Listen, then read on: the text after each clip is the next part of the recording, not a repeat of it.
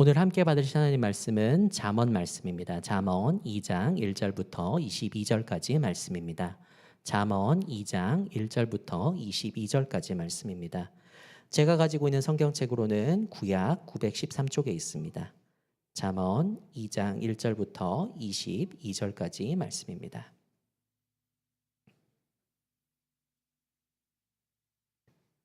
잠언 2장 1절부터 22절까지 말씀 교독하도록 하겠습니다. 제가 먼저 1절 말씀 봉독하도록 하겠습니다.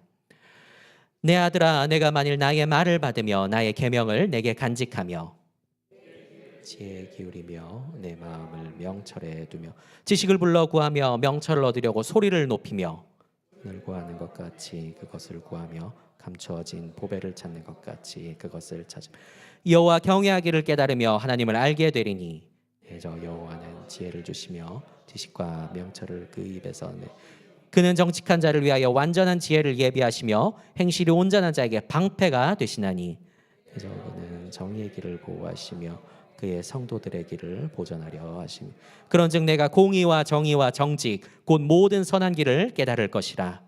곧 지혜가 내 마음에 들어가며 지식이 내 영혼을 즐겁게 할 것. 근신이 너를 지키며 명철이 너를 보호하여 자의 길과 피역을 말하는 자에게서 건져내려. 이 무리는 정직한 길을 떠나 어두운 길로 행하며 길을 기뻐하며 악인의 패역을 즐거워하나 그 길은 구부러지고 그 행위는 패역하니라. 지혜가 또 너를 음녀에게서 말로 부리는 이방 계집에게서 구원을. 그는 젊은 시절에 짝을 버리며 그의 하나님의 언약을 잊어버린 자라. 그의 집은 사망으로 그의 길은 스올로 기로하잖아. 누구든지 그에게로 가는 자는 돌아오지 못하며 또 생명길을 얻지 못하느니라. 지혜가 너를 선한 자의 길로 행하게 하며 또 의인의 길을 지키게 하리니 대저 정직한 자는 땅에 거하며 완전한 자는 땅에 남아있으리라. 그러나 악인은 땅에서 끊어지겠고 감사한 자는 땅에서 뽑히리라. 아멘. 지혜를 구하며라는 제목으로 우리 성도님들과 함께 하나님 말씀을 나누기 원합니다. 이 자리에 계신 우리 성도님들, 영상을 통해서 예배드리신 우리 성도님들, 하나님의 말씀을 듣고 깨닫게 되는 은혜, 그리고 그것을 삶 속에서 실천하시는 있기를 주님의 이름으로 축복합니다. 저는 맛있는 음식을 참 좋아합니다. 맛있는 음식을 만드는 일도 좋아하고요. 먹는 것도 참 좋아합니다. 여유가 된다면 사랑하는 사람들과 맛있는 음식을 먹으면서 이야기 나누는 것이 저의 큰 즐거움 중에 하나입니다. 그래서 저는 미국에 처음 왔을 때 알게 됐던 것 중에서 참 좋았던 것 하나가 혹시 아실 것 같은데 옐프라는 앱들 다들 아시죠? 그 옐프라는 앱을 알게 돼서 너무 좋았습니다. 사실 옐프 말고도 그 유명한 맛집들을 알려주는 앱들은 정말 많은데요. 그 중에서도 제가 이 옐프라는 앱을 좋아하게 된 가장 큰 이유를 하나 꼽자면은 후기가 굉장히 솔직합니다. 맛없으면 맛없어. 맛있으면 진짜 맛있어. 그리고 해당 식당에 대해서 굉장히 자세한 안내가 되어 있습니다. 예를 들어서 뭐 식사 가격대가 어느 정도다. 그다음에 주차 공간이 어떻게 생겨 있다. 뭐 식사 마치고 근처에 이런 볼거리들이 있다. 이런 것들을 소개해 주는 게 한눈에 볼 수 있게 잘 정리되어 있기 때문에 참 좋았습니다. 그래서 저는 익숙하지 않은 곳으로 여행을 가야 할 때 제일 먼저 뭘 하냐면요. 옐프를 켭니다. 옐프를 켜고 박사과정생다운 집중력으로 앱을 꼼꼼하게 살핍니다. 그리고 정보를 수집해서요. 맛집을 발굴해냅니다. 아내도 인정해 줍니다. 그래서 제가 이렇게 맛집 발견에 열을 올리는 이유는 딱 한 가지인데 바로 잘못된 선택을 하고 싶지 않기 때문에 그렇습니다. 아마 많은 분께서 저랑 분야는 달라도 뭔가 본인에게 필요한 물건을 구매하실 때 저와 비슷한 과정들을 거치시리라 생각합니다. 꼼꼼하게 살피고요. 정보를 수집하고 사용 후기도 찾아보고 그리고 주변에 있는 사람들에게 물어보시리라 생각합니다. 왜냐하면 기왕이면 좋은 물건을 구하기 위해서 적어도 잘못된 선택을 하지 않고 싶기 때문에 그렇게 하실 것입니다. 우리는 먹다 보면 사라지는 음식 그리고 쓰다 보면 언젠가는 망가지게 될 물건을 살 때조차 철저하게 고민하고요. 분석하고 결정합니다. 그렇다면 영원한 삶의 길, 하나님께서 주시는 참된 지혜에 대해서는 더 많은 시간을 들여서 고민하고 분석하고 생각해서 결정해야 하는 것 아닐까요? 오늘 본문은 내 아들아라는 부르는 말씀으로 시작합니다. 일전에 말씀드렸던 적이 있습니다만 잠언 1장부터 9장까지는 아버지 내지는 선생님께서 자녀나 제자에게 훈계해 주는 그런 구조로 되어 있습니다. 훈계가 무엇입니까? 타일러서 주의를 주는 것을 훈계라고 합니다. 그렇다면 타일에는 아버지 또는 선생님은 왜 주의를 주는 것일까요? 그 말씀을 듣는 자녀 내지는 제자가 올바르게 살아가기를 바라기 때문입니다. 1절부터 4절까지를 보시면 이 지혜로운 아버지 내지는 선생님은 소위 내 아들에게 말을 겁니다. 그리고 이 말을 받아라, 계명을 간직해라, 귀를 기울여라, 지혜를 불러라, 은을 구하는 것 같이 지혜를 구해야 한다고 당부하고 있습니다. 우리말로도 잘 살아있는 내용이지만 이 지혜로운 어른은 배워야 하는 아들에게 적극적인 태도로 지혜를 얻기 위해서 힘써야 한다고 당부하고 있습니다. 물론 나라마다 문화마다 지혜를 얻는 방법들이 조금씩 다를 수 있겠습니다만 적어도 오늘 본문을 통해서 하나님께서 말씀하고 계시는 지혜를 얻는 방법은 누군가가 찾아와서 자, 입 벌려 하고 떠먹여주는 그런 개념이 아니라 지혜가 부족한 것을 느낀다면 즉시 일어나서 적극적으로 움직여서 내가 숟가락질을 해야 하는 그런 방식에 가깝다고 볼 수 있습니다.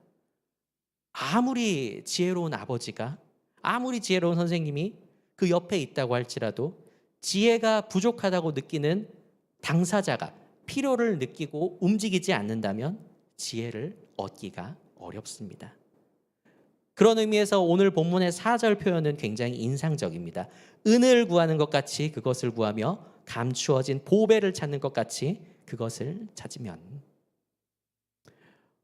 요즘도 그렇겠지만 고대 근동사회에서는 은을 채굴하는 일이 굉장히 어려운 일이었다고 합니다. 정말로 기약 없는 노력을 해야 하는 경우가 허다했다고 합니다. 많은 사람이 은을 캐고자 시도합니다. 하지만 실패하는 사람이 더 많았고 결국에 끝까지 포기하지 않고 매달렸던 몇 사람만이 은을 찾아서 부자가 되었다고 합니다. 본문에 등장하는 지혜로운 사람은 내 아들로 부르고 있는 우리에게, 우리 독자들에게 지혜를 얻기 위해서 뭘 찾는 심정으로요? 은을 찾는 심정으로 부단히 노력하라고 강조하고 있습니다. 누군가가 보았을 때는 아무것도 없는 돌벽을 두드리는 헛수고처럼 보일지라도, 누군가가 보았을 때는 정신 나간 이상한 일처럼 보일지라도 지혜를 얻기 위해서는 열심히 수고해야 한다고 강조하고 있습니다. 은의 가치를 알고 그것을 소중히 여기는 사람은 주변에서 너 좀 이상한 것 같아, 야 그거 헛수고야 라고 해도 그것을 얻기 위해서 자기의 인생을 투자합니다. 마찬가지로 지혜의 가치를 알고 그것을 소중히 여기는 사람은 그것을 찾기 위해 가지고 있는 모든 것을 투자할 수 있어야 합니다. 그렇다면 잠언에서 우리에게 말하는 지혜에 과연 그 정도의 가치가 있을까요? 왜 잠언의 저자는 우리에게 지혜를 찾아야 한다고 그렇게 고백하는 것일까요? 우선 지혜를 찾는 일 그 자체의 가치와 필요성에 대해서 5절 6절에 이렇게 적혀 있습니다. 여호와 경외하기를 깨달으며 하나님을 알게 되리니 대저 여호와는 지혜를 주시며 지식과 명철을 그 입에서 내심이며. 쉽게 말씀드리자면 지혜를 찾기 위해서 애를 쓰다 보면 지혜를 공급해 주시는 지혜 광맥, 지혜 은광맥이라고 할 수 있는 지혜 그 자체라고 할 수 있는 존재가 누구인지 분명하게 드러나게 되기 때문에 여호와 하나님을 알 수밖에 없고 경외할 수밖에 없다는 것이 5절 6절의 내용입니다. 즉 지혜를 찾는 일은요, 단순한 정보나 실용적인 해답을 구하는 그런 길이 아닙니다. 하나님을 알아가는 여정 그 자체입니다. 여호와 하나님 알아가기를 더 자세히 알아가고 경외하는 것을 깨달을 수 있다는 것만으로도 지혜를 찾는 일에 우리가 뛰어들어야 될 그런 이유는 차고 넘칩니다. 그런데 사실 우리에게 지혜라는 것은 뭐 있으면 좋고요. 없어도 뭐 not bad 이 정도의 것이 아닙니다. 결론부터 말씀드리자면 우리는 지혜를 반드시 찾아야 합니다. 그것이 오늘 본문이 우리에게 알려주는 바입니다. 그리고 우리는 그 이유를 이어지는 본문에서 발견할 수 있습니다. 7절부터 11절까지를 보시면은 방패, 보호라는 단어들이 아마 보이실 것입니다. 여호와 하나님께서 그리고 하나님께서 주시는 지혜가 정의의 길, 성도들의 길을 지킨다고 오늘 본문은 고백하고 있습니다. 다시 말해 지혜를 꾸준히 찾는 사람은 그 과정에서도 그리고 그 과정 끝에 얻게 되는 성과이자 선물인 지혜를 통해서도 든든한 방어수단을 얻게 됩니다. 그래서 죄를 짓게 만드는 악한 길에 빠질 염려가 없이요 올바른 길을 따라서 살아갈 수 있게 됩니다. 본문에 직접적으로 드러나지는 않습니다. 하지만 우리는 한 사람이 살아가면서 죄의 유혹에 빠지기가 얼마나 쉬운지 우리의 인생을 통해서 잘 알고 있습니다. 한 사람이 세상에서 선하고 올바른 가치를 지키며 살아가는 게 얼마나 어려운 일인지 우리는 우리의 삶을 통해서 잘 알고 있습니다. 많은 사람이 심지어 밖에서 신앙이 없는 사람들조차 선하고 고결하고 올바른 가치를 지키며 살아가는 그 사람들을 의인이라고 부르면서 칭찬하고 언론에 보도하고 그것을 대문짝마다하게 실어서 알리는 이유가 여기에 있습니다. 쉽지 않으니까요. 지혜를 찾는 사람은 여호와께서 함께 하시기에 여호와를 알아가기에 여호와께서 주시는 지혜를 발견하기에 어려운 상황 속에서도 여호와의 보호하심을 기대하고 얻을 수 있습니다. 참 좋은 말씀입니다. 그렇죠? 하지만 이 말씀을 한번 뒤집어 생각해 보겠습니다. 지혜를 꾸준히 찾지 않는 사람, 지혜의 근원이신 여호와 하나님을 알아가고자 힘쓰지 않는 사람은 그러면 어떻게 되는 걸까요? 소위 방패도 보호도 얻을 수 없게 됩니다. 우리도 읽으셔서 알다시피 오늘 본문에서 등장하는 보호라는 것은 사람이 돈을 주고 살 수 있는 것도 아니고 노력해서 만들어낼 수 있는 그런 것이 아닙니다. 여호와 하나님의 보호하심입니다. 다시 한번 질문을 드려보겠습니다. 왜 잠언의 저자는 우리에게 지혜를 찾으라고 하는 것일까요?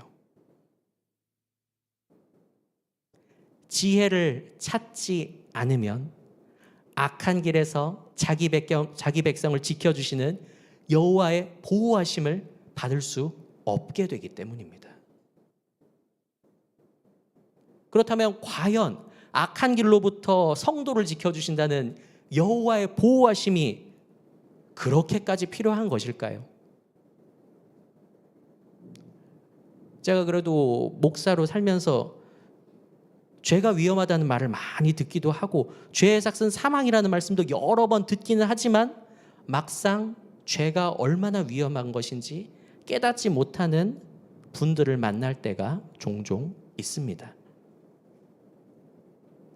사실 그럴 만합니다. 하나님께서 하지 말라고 하시는 일들 그거 한두 가지 한다고 그래서 당장 내 눈에 보이는 불이익이 생기는 것도 아니고요. 오히려 여호와 하나님을 저주하면서 하나님 같은 게 어딨어 그러는 사람들이 떵떵거리며 살아가는 것들을 세상에서 너무도 자주 볼 수 있기 때문입니다. 12절 15절에서도 우리도 볼 수 있지만 이런 죄를 짓는 사람이 한 명이 아닙니다. 죄를 짓는 사람들은 여러 명입니다. 그리고 이 사람들은 악행을 보고 두려워하거나 꺼리지 않고 오히려 어떻게 합니까? 기뻐합니다. 문제는 이 악한 사람들, 악행을 저지르는 사람들이 주변 사람들에게 패역을 말한다는 것입니다. 12절 본문을 보시면 패역이라고 하는 단어가 등장하는데요.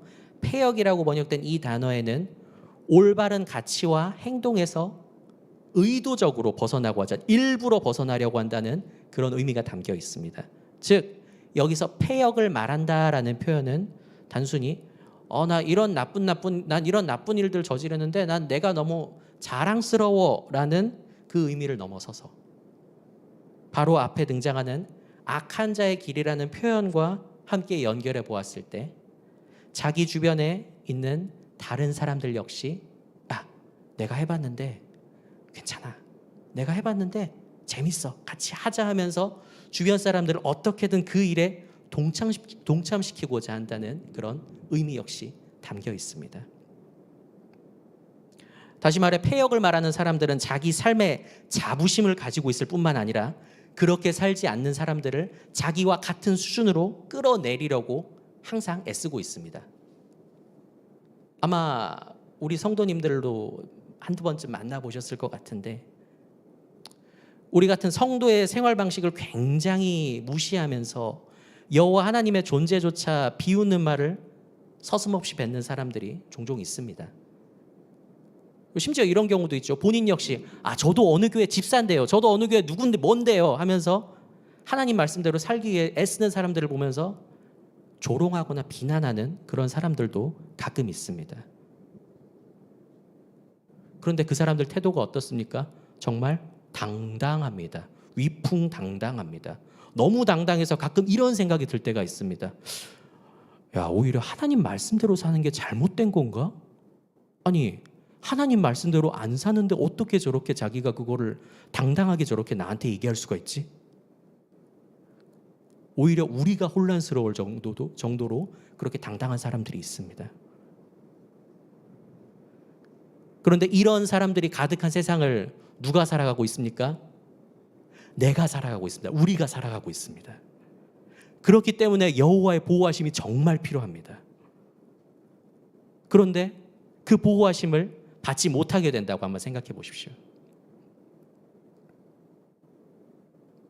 그래서 우리는 늘 지혜를 찾기 위해서 그 과정에서 여호와 하나님을 알아가기 위해서 마치 목마른 사슴이 시냇물을 찾는 것 같이 그렇게 찾기 위해서 힘써야 하는 것입니다. 그런데 여기서 한 가지 궁금한 점이 생길 수 있습니다. 악한 자들하고 같은 길을 걸어가는 게 그렇게 안 좋은 일일까요? 세상 살다 보면 어쩌다 한 번은, 두 번도 아니고 어쩌다 한 번 정도는 그 사람들하고 같은 길에 서 있어도 괜찮지 않을까요? 오늘 본문에서도 그렇고요. 그리고 성경 전체적으로요. 사람의 인생을 길에 빗대어서 표현하는 경우가 많습니다. 길이라는 것은 단순한 공간이 아닙니다. 우리 성도님들께서도 길이라는 단어를 들었을 때 아마 떠오르시는 이미지들이 있을 것인데 길에는 뭐가 있습니까? 출발과 도착 지점이 있습니다. 그러다 보니 길에는요. 시작에서 끝까지 이어지는 방향이라는 것이 존재하고요. 그리고 도착 지점까지 가야 한다는 목적도 존재합니다. 그래서 사실상 성경에 등장하는 길은 양방향 통행로가 아니라 일방 통행로라고 보시면 되겠습니다. 그리고 구약 성경에서 말씀의 순종 내지는 말씀을 지킴으로 번역되는 히브리어 단어 할라크라는 단어는 원래 걷는다라는 의미가 있는 단어입니다. 그래서 성경에서 특히 구약에서 악인의 길을 걸어간다라는 표현은 좀 더 깊은 의미가 있습니다. 어쩌다 한번 실수로 발을 들인다는 의미가 아니라 분명한 목적을 가지고 분명한 의도를 가지고 발을 들인다는 그런 의미가 있고 나아가서 여호와 하나님의 말씀보다 패역을 말하는 악인들의 말에 순종한다는 의미까지 확장할 수 있습니다.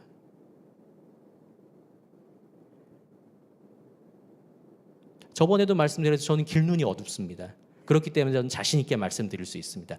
길을 잃지 않을 수 있는 가장 좋은 방법이 무엇일까요? 애초에 잘못된 길로 가지 않는 것입니다. 그럼 길을 잃어버리지 않습니다. 올바른 길을 잃지 않도록 15절의 표현을 빌리자면 패역을 말하는 사람들이 자랑하는 구부러지고 악한 길에 들어가지 않도록 여호와 하나님께서 그 입구부터 막아서 지켜주시겠다고 하시는 겁니다. 그런데 굳이 하나님께서 막고 계신데 하나님 비켜보세요. 저 그 길 들어가 봐야겠어요 하면서 그 길에 발을 들여야 할까요?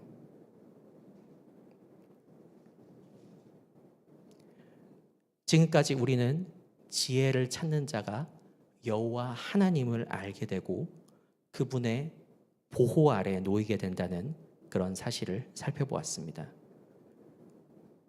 그런데 본문은 여기에서 멈추지 않습니다. 여기가 끝이 아닙니다. 지혜를 거부한 사람이 어디로 향하게 되는지를 분명하게 우리에게 알려주고 있습니다. 16절, 17절 말씀을 보시면 음녀가 등장합니다. 예전에 제가 잠언 31장 말씀을 나누면서 말씀을 드렸던 내용이지만 지혜로 번역되는 단어인 호크마라는 단어가 여성 명사라는 것을 생각해 본다면 이 본문에 등장하는 음녀라는 단어는 단순히 이방인 매춘부를 가리키는 그런 표현이라기보다는 사실 우리가 찾아야 하는 지혜, 하나님께서 주시는 지혜와 반대되는 어떤 것, 굳이 따지자면 어리석음이라고 볼 수 있겠습니다. 즉, 이 부분에서 지금 핵심을 주는 것은 단순히 성적 타락, 불륜, 그 이상의 것을 지금 말하고 있는 것입니다. 사실 본문의 문장 그대로라면 오늘 본문에 등장하는 이 음란한 여인이 깨부순 하나님의 언약은 자기 남편과 맺었던 혼약입니다. 그런데 중요한 사실이 있습니다. 성경에 등장하는 혼약, 혼인의 약속은 여호와 하나님을 증인으로 모시고 이루어지는 약속입니다. 쉽게 말씀드리면 남편을 저버리거나 아내를 저버리는 일은 그 사람만 저버리는 게 아니라 증인으로 서신 하나님도 배신하는 일입니다.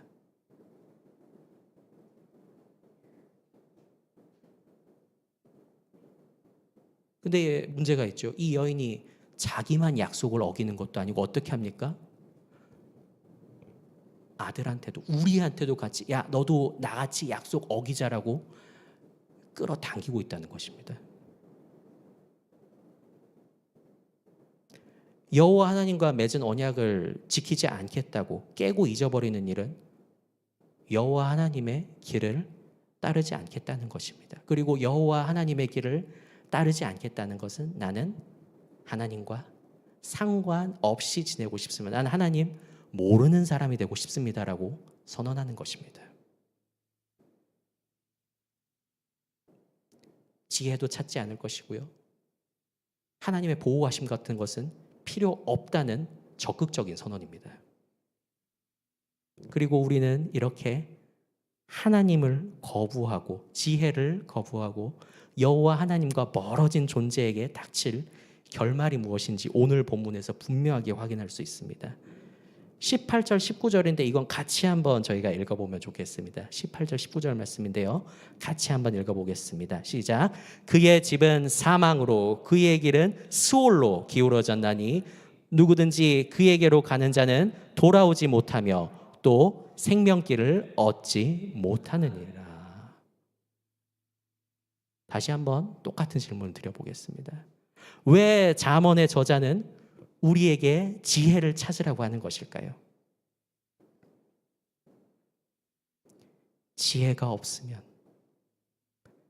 없으면 우리는 죽기 때문입니다. 지혜가 없으면 죽습니다.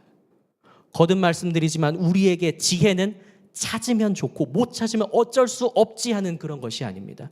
여호와 하나님께서 주시는 지혜가 없으면요 죽습니다. 여호와 하나님께서 주시는 지혜가 있어야 삽니다. 여호와 하나님의 보호하심이 있어야 우리가 악한 길로 빠지지 않습니다. 지혜가 있는 곳에 여호와 하나님의 보호하심이 있습니다. 말씀을 시작하면서 잠깐 제가 말씀을 나누었지만 우리는 먹다 보면 사라질 음식에도 쓰다 보면 망가질 물건을 고르는 일에도 잘못된 선택을 하지 않기 위해서 철저하게 고민하고 분석하며 결정합니다.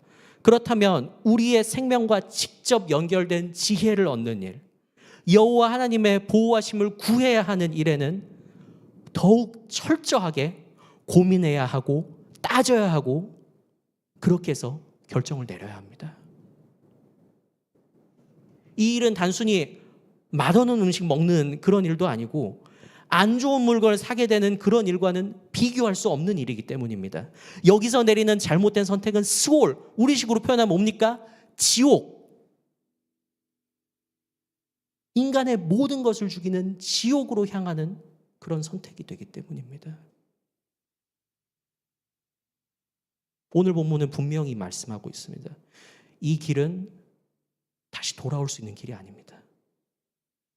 돌아가는 문이 없는 골목이고요. 출구가 없는 미로입니다.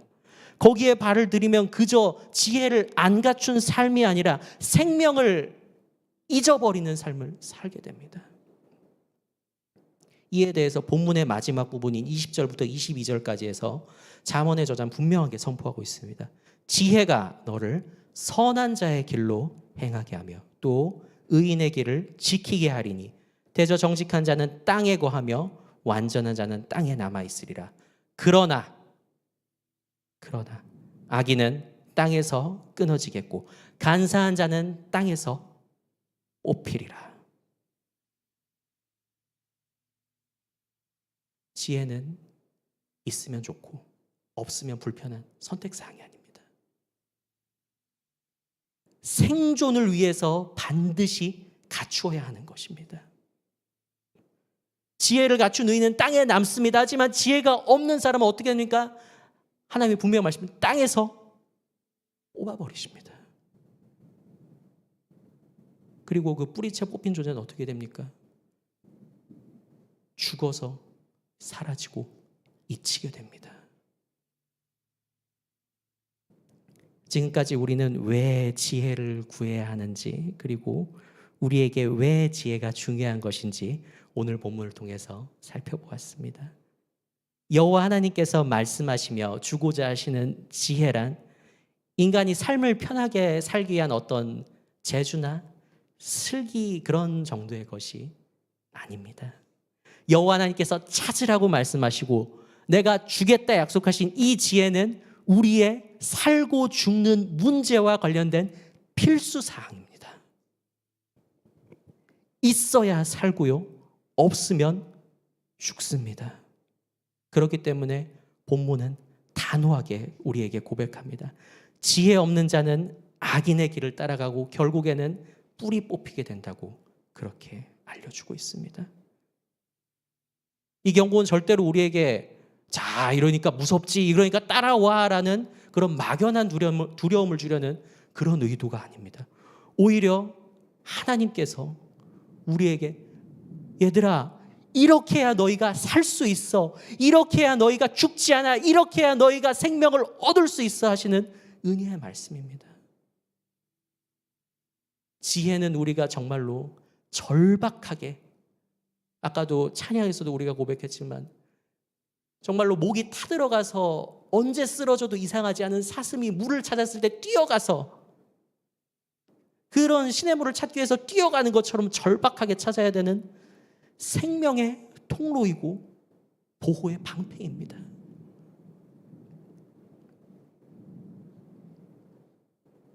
그런데 우리는 이 지혜를 우리의 힘만으로는 온전히 얻을 수가 없습니다. 하나님께서 은밀한 곳에 주신 이 지혜는 우리가 절실하다고 그래서, 우리가 결심을 했다고 그래서 그것만으로 얻어낼 수 있는 그런 것이 아닙니다. 그 지혜를 얻기 위해서 무엇이 필요합니까? 하나님이 도와주셔야 합니다. 그 지혜를 얻기 위해서는 그 지혜의 길을 완전하게 따라가신 표본을 따라서, 샘플을 따라서 살아가야 합니다. 그리고 우리는 그 샘플 되신 분이 누구인지 너무도 잘 알고 있습니다. 바로 우리 주 예수 그리스도이십니다. 성경은 예수 그리스도를 가리켜 하나님의 지혜라고 분명하게 선언하고 있습니다. 예수 그리스도만이 하나님의 지혜이시며 우리를 패역의 길에서 건져내시기 위해 스스로 십자가의 어리석음과 고난을 감당하신 그런 존재이십니다. 그렇기 때문에 고린도전서 1장에서는 이렇게 고백합니다. 하나님의 어리석음이 사람보다 지혜 있고 하나님의 약하심이 사람보다 강하다고. 예수님의 십자가는 인간이 이해할 수 없는 방식으로, 사람들이 보았을 때 정말 무식하고 어리석고 왜 저러나 싶은 그 방식으로 우리를 생명의 길로 인도해 주시는 하나님의 완전한 지혜입니다. 사랑하는 우리 하나로교회 성도 여러분, 지혜를 갖게 된다는 것, 지혜를 얻게 된다는 것은 단순히 똑똑해진다, 단순히 아는 것이 많아진다, 그런 것이 아닙니다. 지혜를 얻기 위해서 열심히 살아가야 한다는 것은 예수님을 따르며 예수님의 길 위에 내 발을 올려놓는 것입니다. 결국 오늘 본문이 우리에게 요청하는 것은 삶을 살아가는데 편리한 어떤 그런 소위 말해서 라이프 핵 같은 것들이 아닙니다. 예수 그리스도를 아는 지혜입니다. 그분을 따르는 지혜입니다. 예수 그리스도 안에 머무는 지혜입니다.